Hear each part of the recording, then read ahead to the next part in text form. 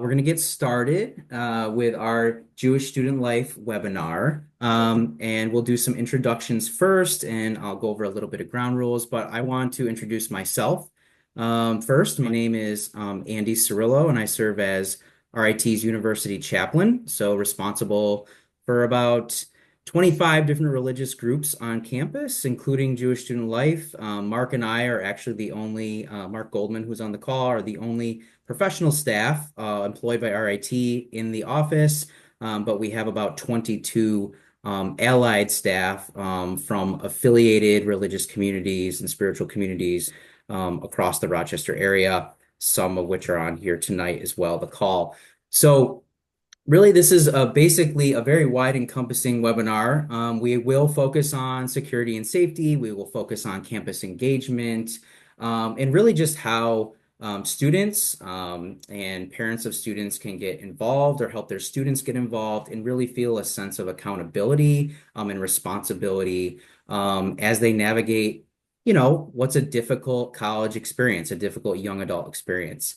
And sometimes especially for our Jewish students. And so hopefully the wisdom shared from our panelists will have you asking some questions to the panelists later on. And I would ask you to do so by just sharing them in the chat. We do have a small enough group, so we can probably just do it by invitation. But if it does grow over time, over the next few minutes to be a little bit larger, I'd ask you to just put them in the chat anyway. It's easier for me to field them. And if you don't have any questions, we have some, questions that we thought of as well that might be helpful for students and parents. So again, the goal of this is to give members of our Jewish community access to all the available resources to support their learning and community engagement while at RIT.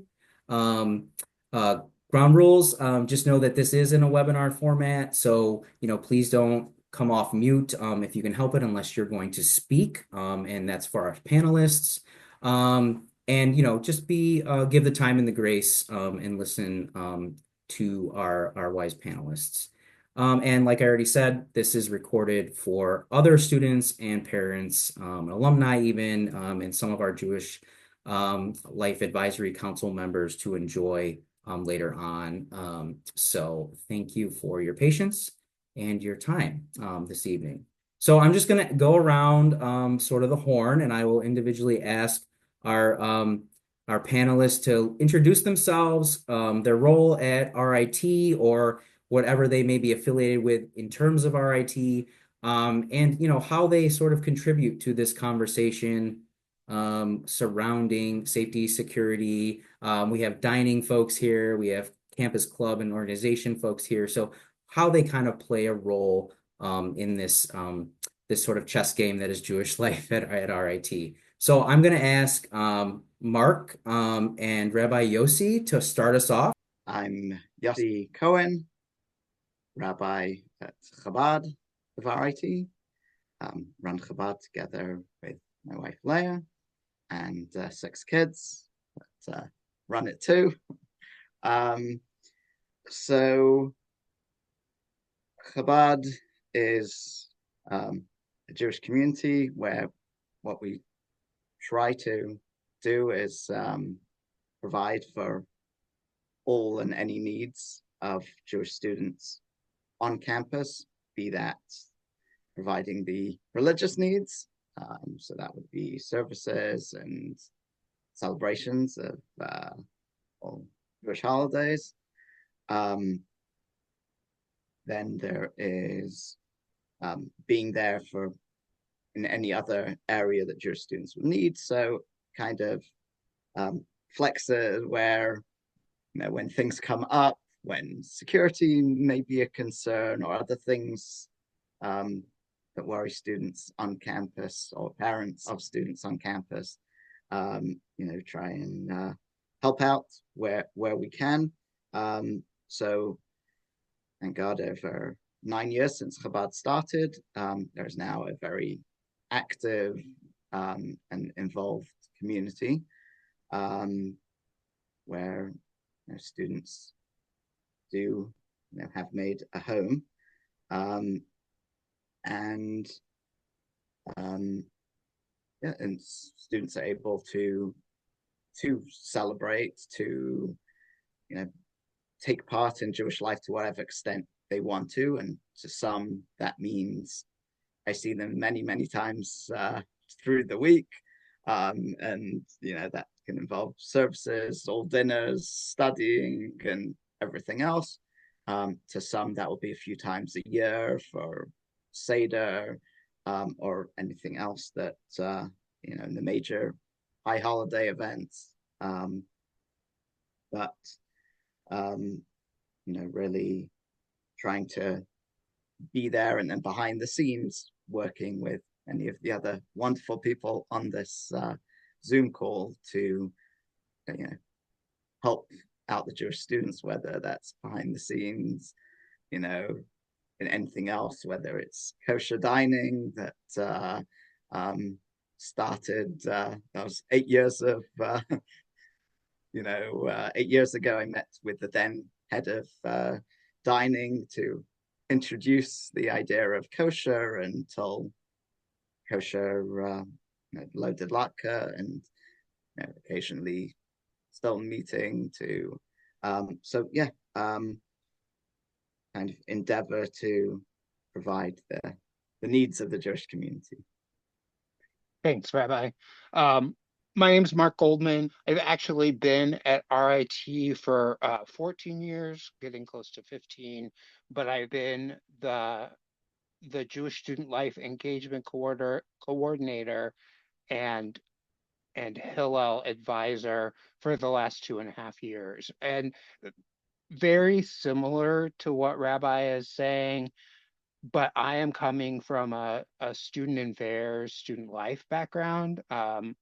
My degrees are, I'm not a rabbi. I'm more of a student affairs professional, and so work from that slightly different lens. And so I wear a couple of different hats, that Hillel advisor hat, and then also the hat of Jewish student life. And so there's places where I'm working across RIT, with the great partners that are joining us, and many others, to look at the total Jewish life experience, and sort of help to talk about that.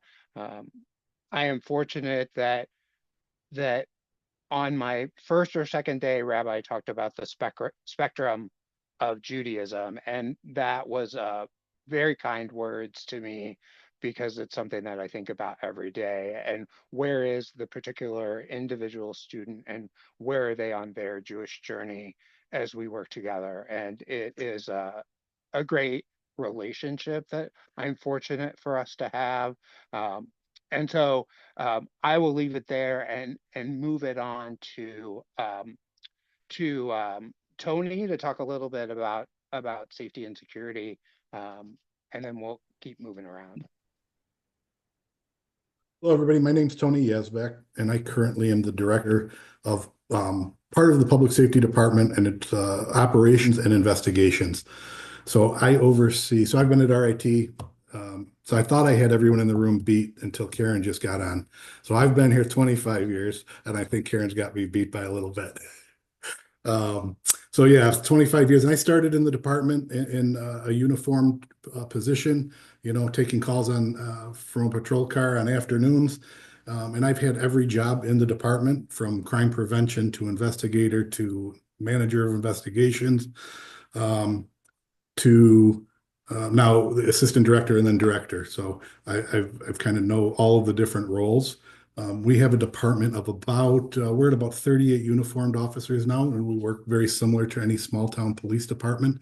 We're available 24 hours a day, 7 days a week, 365 days a year. And that's to answer any calls. We're the only one that answers the telephone after 4:30. So we also, as Mark said, we wear a lot of hats. But primarily safety and security is our number one role. And I work with all different student groups. And when I was doing as a crime prevention officer, I did a lot of presentations for risk management with fraternities and sororities and RAs and different floors and things like that. So it's evolved over the years. We also have two investigators in the department that are full-time, and that's all that they do. And they pick up any complex case. So our officers, if they're investigating a theft, that would be something that, the officer would be expected to see from soup to nuts. But when we get more complex issues or more concerns related to, it could be threat, it could be a Title IX incident. Those types of cases our investigators are tasked with, and I keep them very busy because we don't just take reports. We investigate everything, and we try to come to some conclusion. And our department is just the fact finders. Um, and we work obviously with student affairs on many different issues, but there is an office, a student conduct office, who takes all of our cases and evaluates them for policy violations or how they can be handled through education, um, for example, through residence life.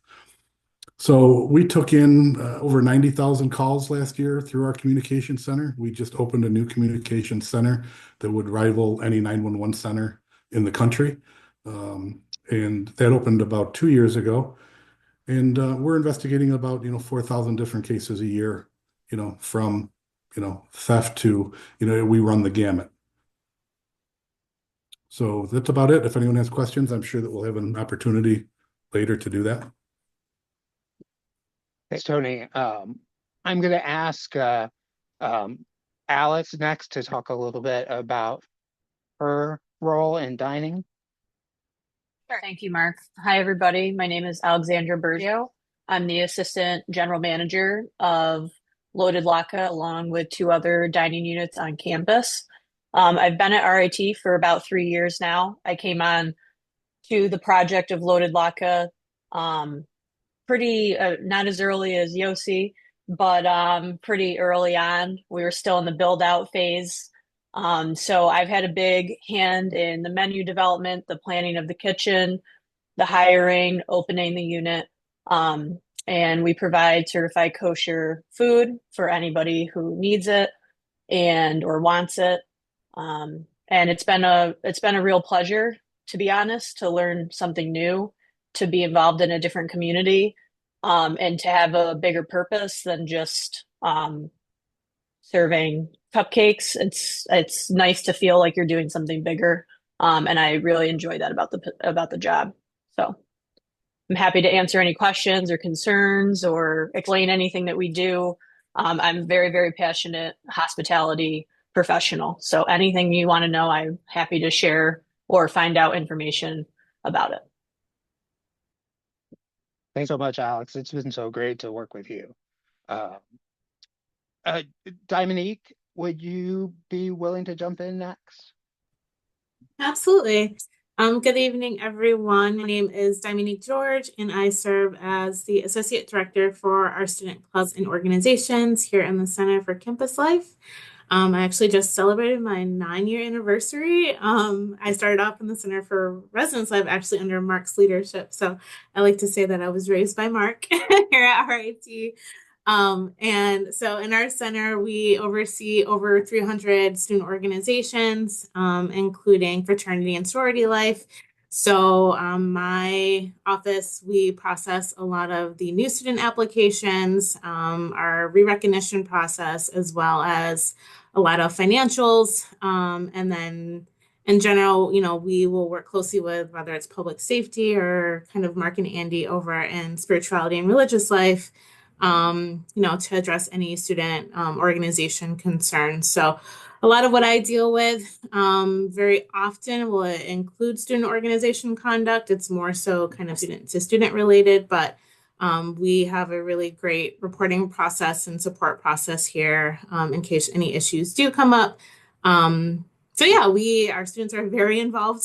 We have probably over 3,000 student organization events each year. And it's a great way for students to kind of be involved outside of the classroom and kind of learn some additional skills. So I'm happy to be here tonight. Thanks, everyone. I think the one person that I'd like to mention before we open up for questions is Mark Henderson, who is in the Jewish community more largely as a security expert. And I know that I have, and Yossi have, and public safety has consulted with him quite a few times over the last 12 months. And he has been a really valuable resource for us, both in the expertise and awareness that he has of larger Jewish issues in the Rochester community, in regionally, and he's been a very giving resource, and has helped look at spaces, I think, for both Yossi and I, and has consulted with RIT Public Safety a number of times. And I see Tony nodding his head. He continues to be a really great resource for us. And so just want to take a moment to mention that we are benefited by his expertise and experience in the Rochester area and in serving the safety of the larger Jewish community. I don't know, Tony or Yossi, if there's anything you would add about Yeah, Mark. Yeah.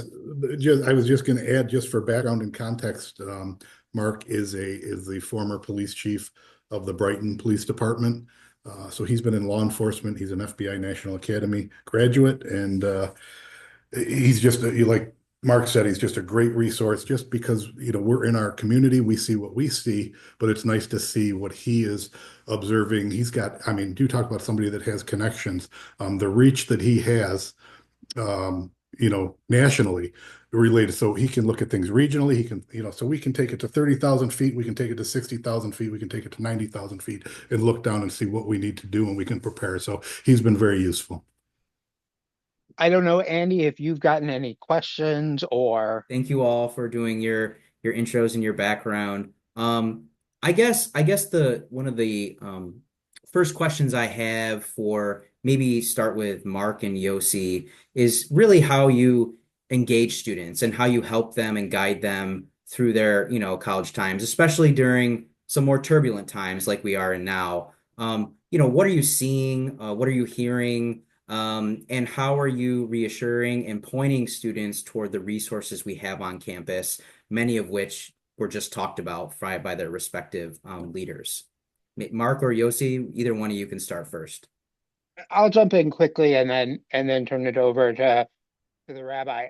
I think for me, it's been a lot of being available for students, and offering them opportunities to express where they are and how they're feeling, uh, both personally and Jewishly. And some of those things overlap and some of them don't. I think for me, speaking of after 10/7, and again, as a newer Jewish professional, um, that was a major event, and trying to see what it is that we could offer.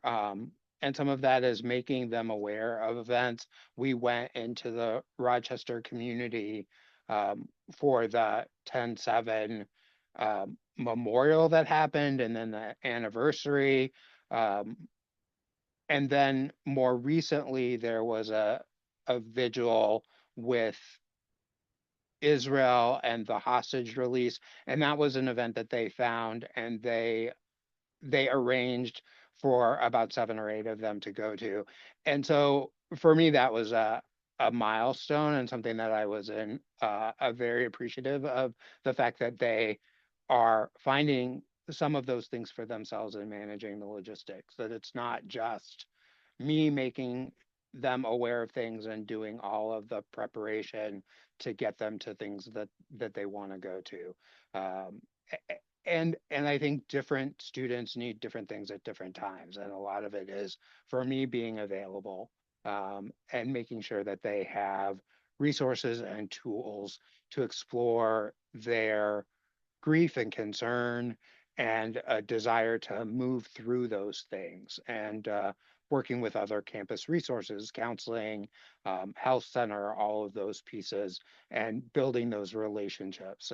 And those relationships are found before the crisis. And so, I'm at Friday night services every week that I can be there, and available for them in spaces so that they get to know me. So it's not this awkward moment where they're having difficulty.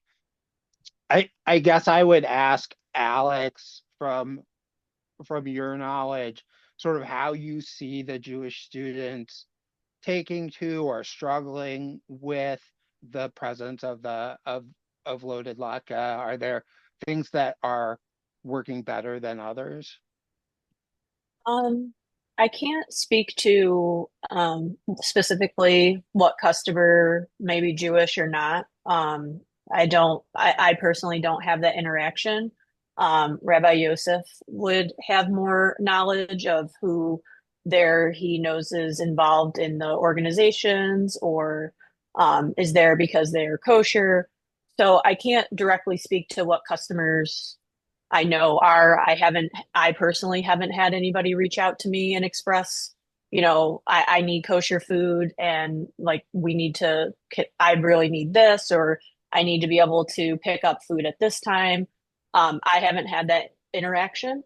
But I will say overall, we do try to provide as much variety and the quality of the food that we provide. Everything is very fresh and we also make, I would say, about 85% of what we serve in-house, which is a little bit different than some of our other dining units on campus. We really strive to make sure things are as from scratch and fresh as possible. And that's a great thing for people that are eating. And everybody that is in our kitchen is super passionate about that, but that does sometimes limit how much we are able to produce or the variety that we're able to produce with our limited staff right now. So we are always working towards expanding, but when you're not just opening a bag and dumping it in a fryer, it does make things a little bit harder to expand that menu. Um,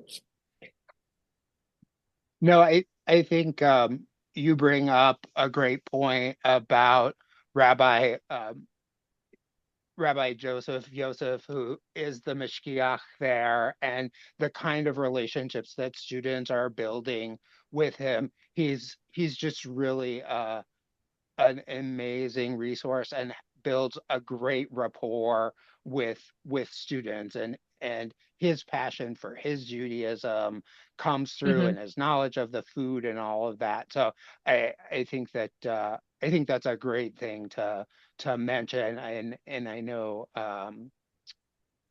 Rabbi Yossi can talk about that as well as we kind of turn it back to him.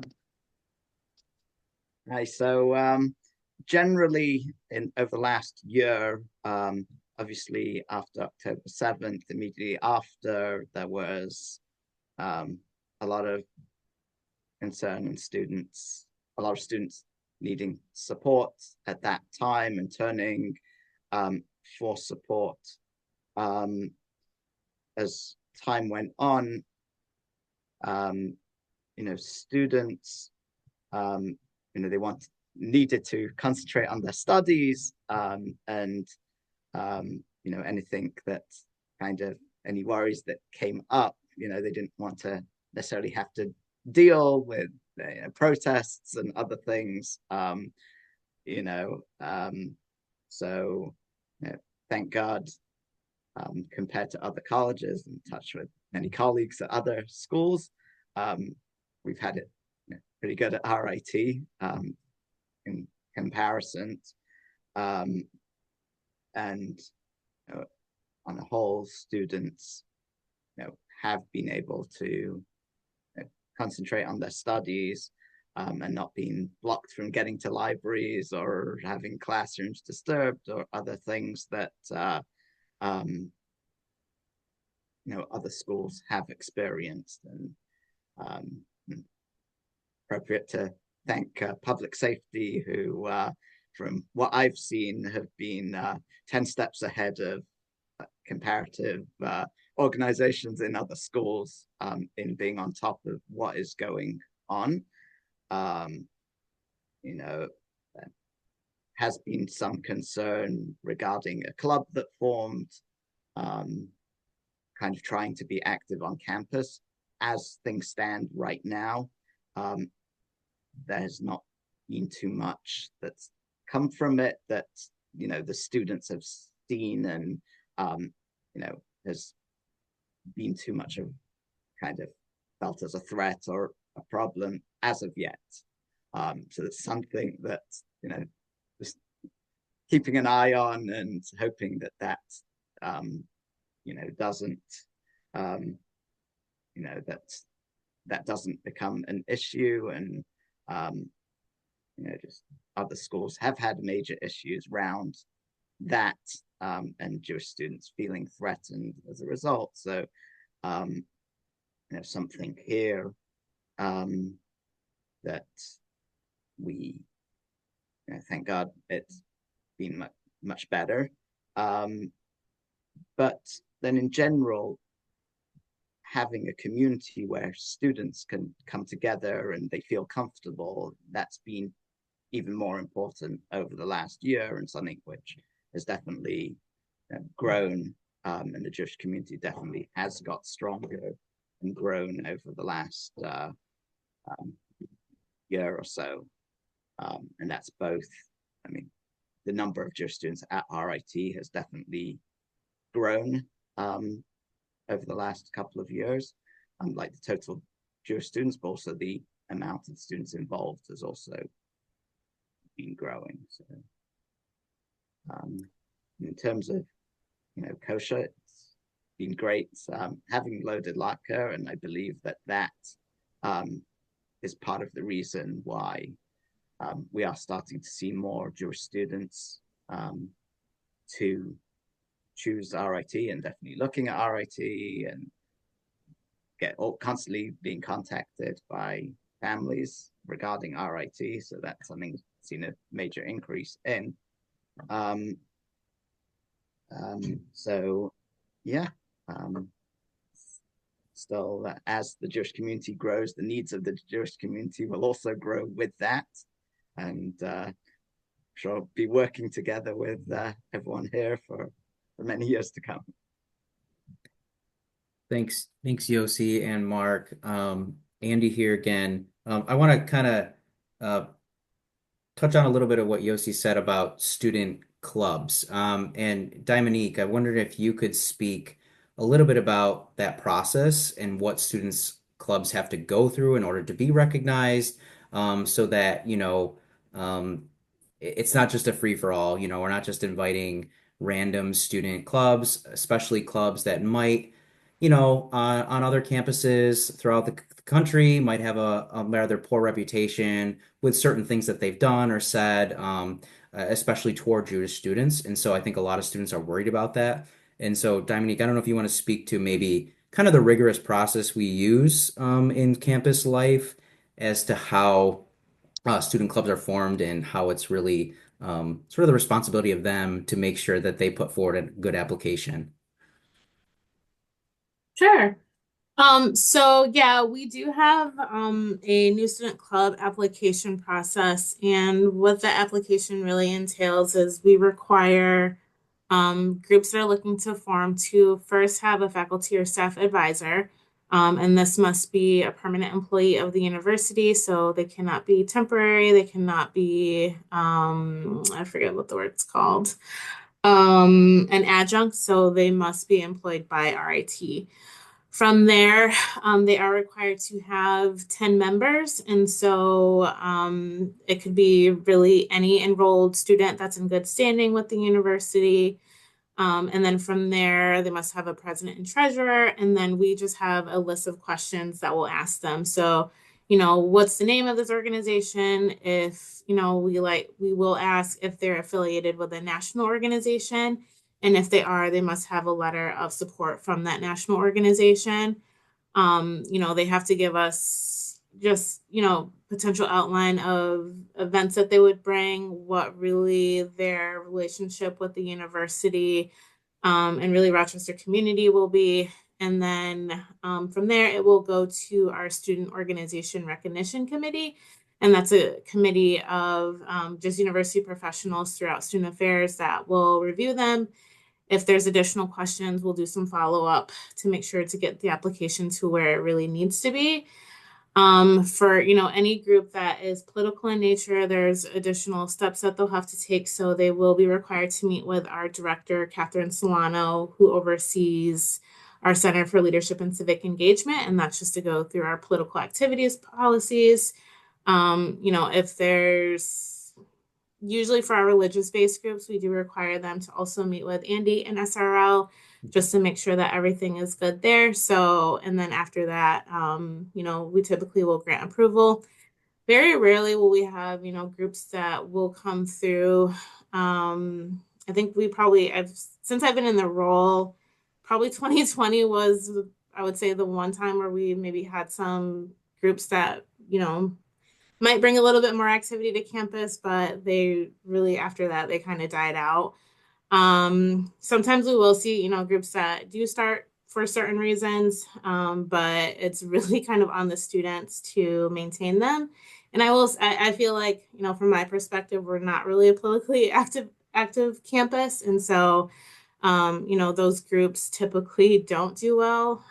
We have a lot of more so STEM groups that we are seeing more identity-based organizations, which I think is just kind of the times that we're in right now, that are popping up this year. And so if there is ever any concern, I will bring that to my leadership team, and then they'll kind of handle it at the highest level. But for the most part, we maybe get the 30 to 40 applications a year for groups that typically will meet all of the requirements and, finish all their peer requirements. We'll recognize about 25 groups. So really nothing too wild that we've seen come through. So yeah, I don't know if that helped, Andy. Yeah, thank you. No, I appreciate Yeah. that, and mentioning the part where, if it is a religious group or a political group, there are other steps that take place. They do have to meet with me if it's a religious group. I've met with plenty in my only 3 years here.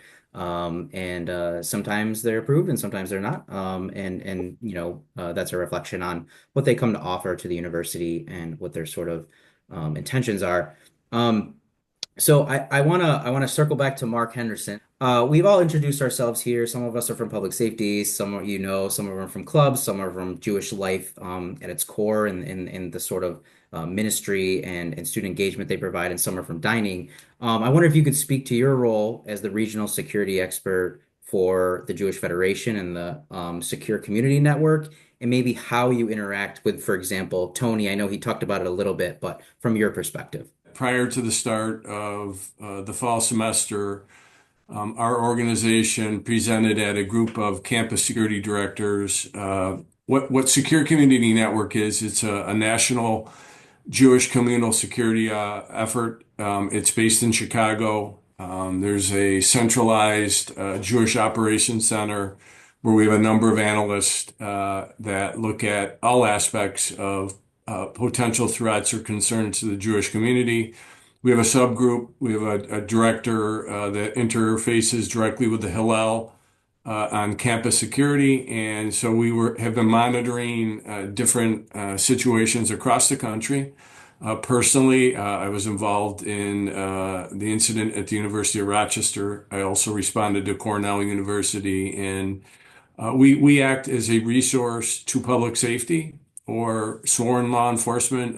If asked, we have the capability of monitoring chatter.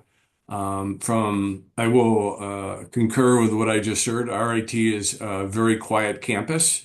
We are monitoring I believe it was a former student at RIT that has become very active in some protests and some incidents in and around the Rochester area that law enforcement are reviewing. So I know Mark attended a meeting. I'm embedded with the Jewish Federation of Rochester. I have a regional approach. I serve the Binghamton area, the Mohawk Valley area, and the Ithaca area. So as we described to Tony and Gary at the start of the fall semester, we looked at a lot of lessons learned last year. I can tell you if RIT were to have an incident, my role is to act as an interface between the Hillel and if asked with Tony and Gary on public safety. And then as the incident at the University of Rochester moved from an investigation to an arrest, a number of parents had questions. So there was a parent meeting, a combined Chabad Hillel Jewish student meeting. We had about 230 parents, total attendees, and it gave an opportunity to ask questions, right? A lot of the focus of the University of Rochester incident focused on whether the arrest rose to the level of a hate crime. And so I acted as a resource to try to explain that, interfaced with the United States Attorney's Office, the District Attorney's Office. So um, we have a training program, Secure Community Network. I'm happy to bring it to campus if asked. It basically talks to students on how to react to a situation that is protest. It's more focused on de-escalation and avoidance, and we've had some pretty good success with that program. So, Mark, I don't think I've had an opportunity and Rabbi Yossi to talk about that. If it's something you're interested in, I'm happy to come, be in person or do it remote. But some familiar faces. I presented at RIT before. My background, I served in law enforcement for 34 years. I retired as the rank of chief for the Brighton Police Department. And here is a resource. If there is an incident, we have a go team. It's a national go team that would respond to our area if need be. So, did I cover what Yeah. everyone? Okay, great. Yeah, thank you, Mark. I appreciate it. And before we get to a dining question, Tony, I'll just ask you. We had some questions prepared, and what are some of the ways that I know Mark and I have brought some of these to you over the last couple of years, but how are anti-Semitic and inappropriate tagging sort of situations handled from a public safety perspective on campus? Like what are the steps and how does it handle? Mark in November had a sit down with students, and a lot of our students are, they were kind of bottling up certain things that were really bothering them about existing on this, as you heard Mark Henderson, a relatively quiet campus. And so still things are bottling up. And a lot of the point of this webinar and talking to Mark and our other panelists was to better prepare students on what their resources are. So, maybe what happens, Tony, and then how can students, advocate for themselves in making sure that they shut those sorts of things down? Sure. So I want to start off by saying and putting it on the record that Rabbi Yossi and Mark, and now you have been talking about how quiet the campus is and our luck. I just want to let you know I knocked on the wooden leg of my chair each time that you did it, so you don't ruin my karma. I'm a little suspicious. But anyway, we do have some minor incidents of disrespectful behavior, whether it's related to Jewish students or other students. And it normally comes in through our communication center. Our people at RIT are not afraid to report to public safety. We take everything seriously. So we really have a great reputation on campus that people can come forward. They can point out, for example, I think the one you're talking about, there were a couple of swastikas found in different locations on campus. So we investigate everything. We have I think we're over 1,100 cameras on campus now. So we use the resources and the technology that we have to try to identify people. But I'm going to be honest with you, it's not very easy because people do it in bathroom stalls. They do it on whiteboards. They might not even know the person that lives in the room. So depending on, our whatever solvability factors we have, we will work it to the end. And if it is something more serious, it'll get assigned to an investigator. But we canvass floors. We talk to, people if it's in a specific college, we try to go get a vibe on what's going on. And we've had some luck, and we've identified some people, but it hasn't risen to a level of a policy violation as of yet, which is still lucky. That's very helpful to know. And the fact that it's very easy to use this communication system that we have built in, and we'll be following up, but we have a lot of these links and a very robust resource guide that Mark has put together with the help of some of our friends here. And we will be adding to that at the conclusion of this call to make sure that we have things. But I appreciate those thoughts. I know And David. Yeah, go ahead.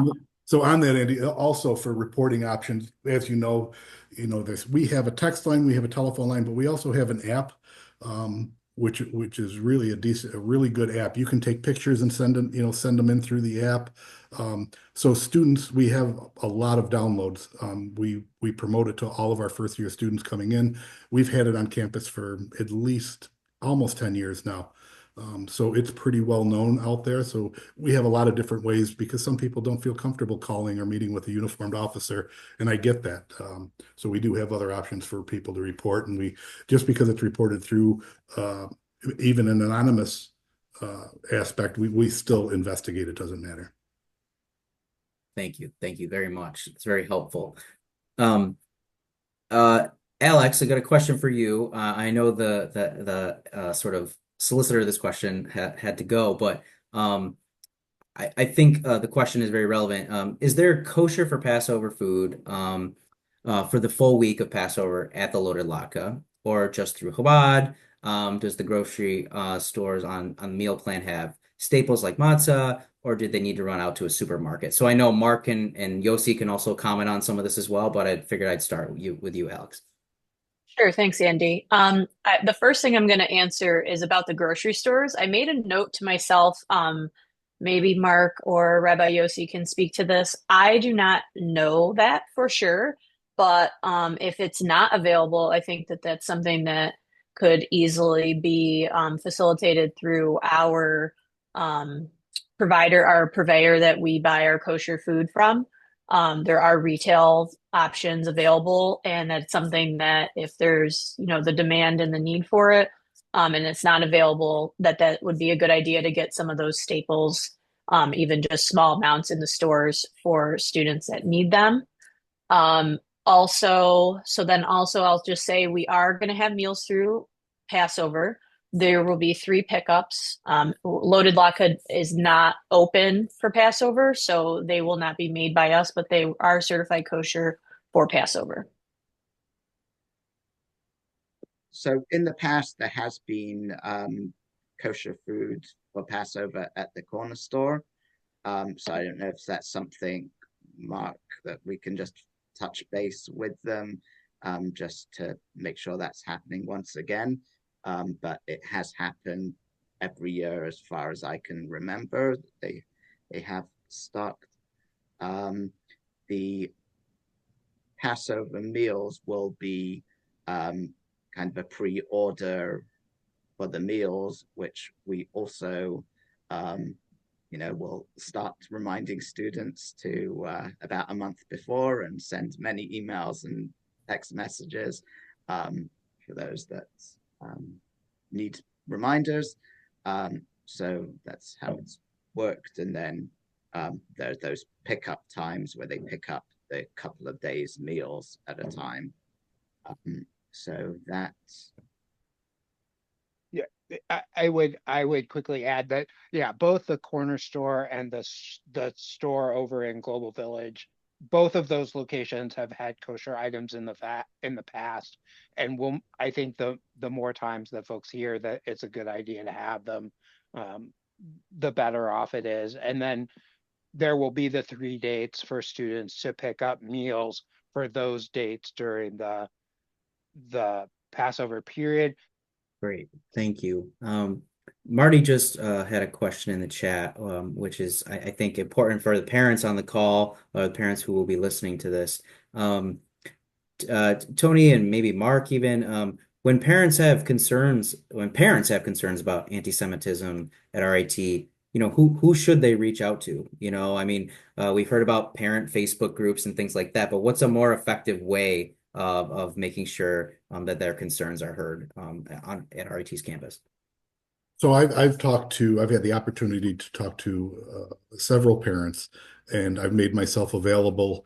And I don't know if it was Marty or not, but somebody did put my information out through the Facebook group that the parents have. So depending on what the concern is, if it's a safety and security concern, obviously I can be a point of contact for any of the parents, because that way they don't have to go through, kind of telling an officer the background and what's going on, because not everybody's in tune to, is in tuned as I am and what's going on. So I could always be a point of contact. And our crime prevention officer that does meet with students always puts that out there. That the investigators and myself are available, because our investigators do monitor, some of the groups that you've already talked about earlier in the meeting today. So yeah, I can be a point of contact, and parents should not hesitate to reach out to discuss. There's no FERPA violations. There's nothing. If we need to talk about safety and security related to your student, it can be done. Great, thank you. That's very good to hear. I know we're running close on time, and I just want to keep that time and honor that. But I guess from each of you, if you have something to add to this particular question, maybe it's the last question.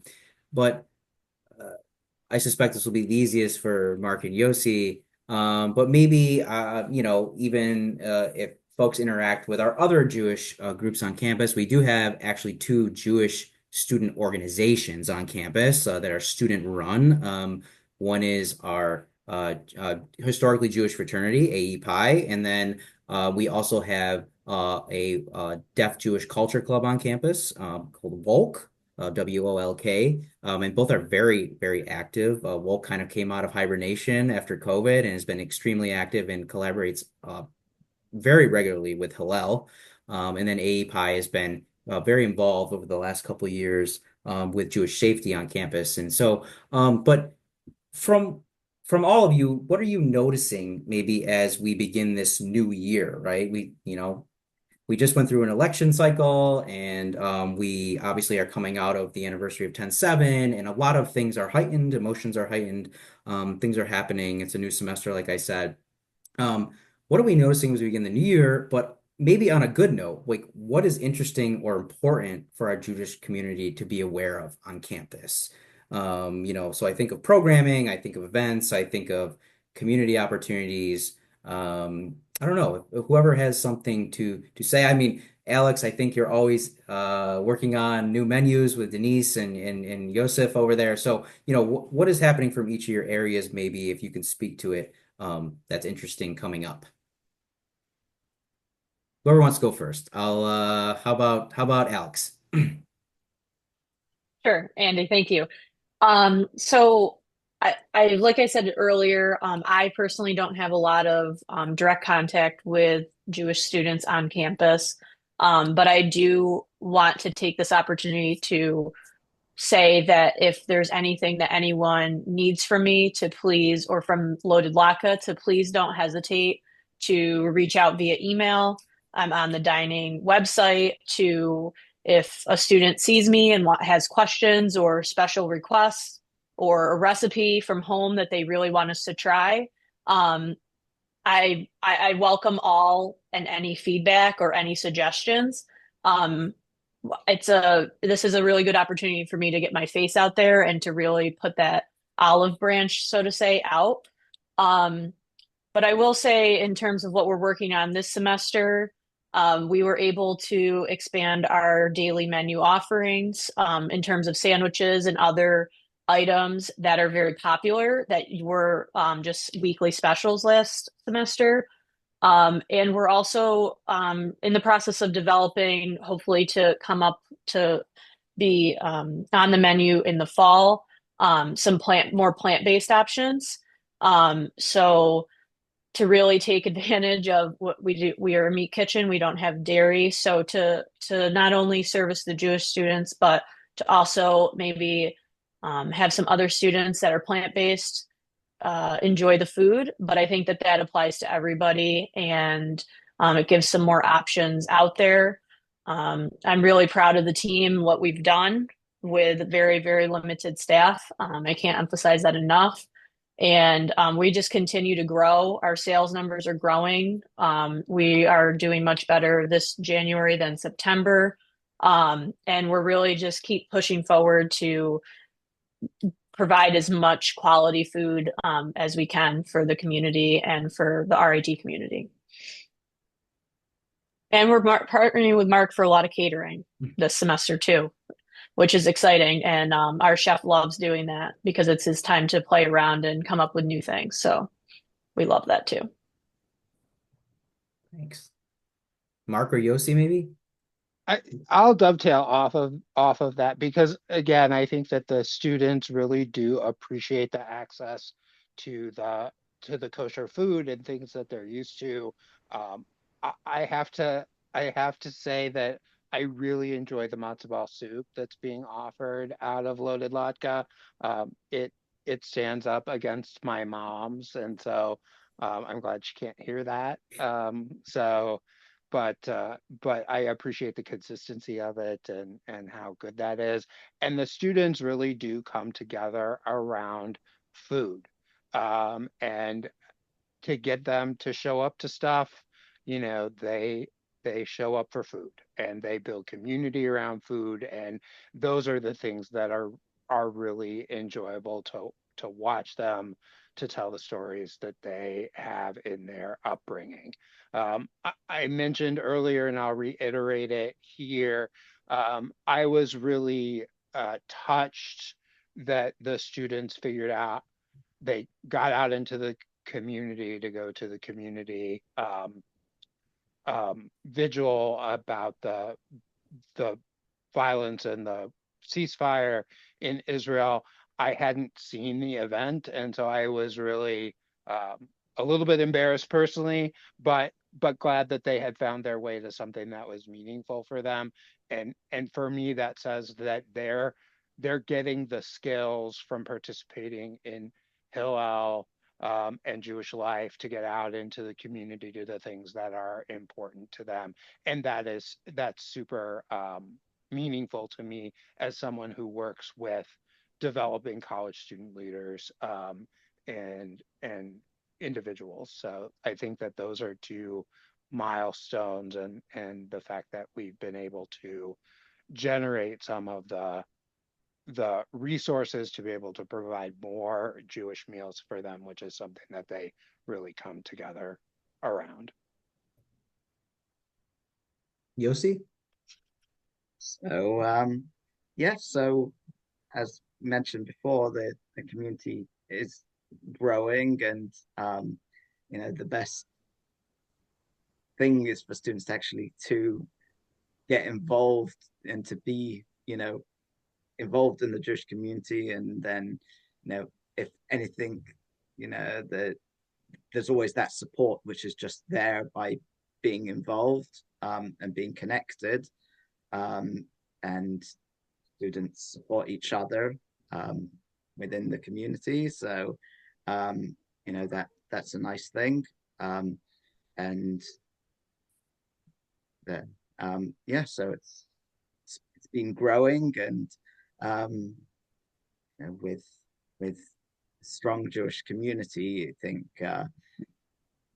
even if issues would come up, together we'd be able to we would help each other through it. Obviously we're there, so and hopefully by now we've been loud enough that students know we're there and know that there's Jewish resources, even those that don't engage, on a weekly basis, but that there are, there is support for when they do want to or do need that support. Yeah, that's great. And Tony and Mark, I don't know if you want to say anything, or Dominique, but I feel like it's a testament to see from, fall of 2023 till now. And I feel like just the things we've learned, and from the guidance of organizations that Mark's a part of, and like Tony said, we have state of the art just equipment and processes here that I really think are keeping our students safe. And deep down, I think they do know that. I just think they need a little guidance from time to time, as I did when I was a college student. And so I thank everyone on this call. I thank everyone for their collective input, their collective assistance to our student body. And I really am hopeful for the future, and looking forward to a 2025 full of good intentions and great programming and great offerings to a growing Jewish student community. I think all the investment that admissions and dining and our Jewish student leaders and our Jewish leaders on campus and our security folks and clubs and orgs, all the policies in place have really bolstered RIT's reputation as a safe, engaged, and really fun place for Jewish students to go to college. They really have, and that's not just my opinion as a non-Jewish chaplain, but it's also the opinion we hear from parents. It's the opinion we hear from our current students who are on the ground living their day-to-day life in at this university. Um, so I really thank everyone for their time tonight. I just want to let you all know that Mark will be following up with that a list of resources again, the panelist contact information, and some of the other resources that we mentioned. So, for example, if you need to get in contact with dining, we will make sure we provide that. If you need to, forbid, submit a bias report or an incident report, we'll make sure you have those links and Tony's information and Mark's information. We'll make sure to provide a link to the Campus Club's manual, which is freshly updated and has a lot of good information in it about what clubs can or can't do and should or shouldn't do and how they interact with one another and how they're held accountable. So all this important information.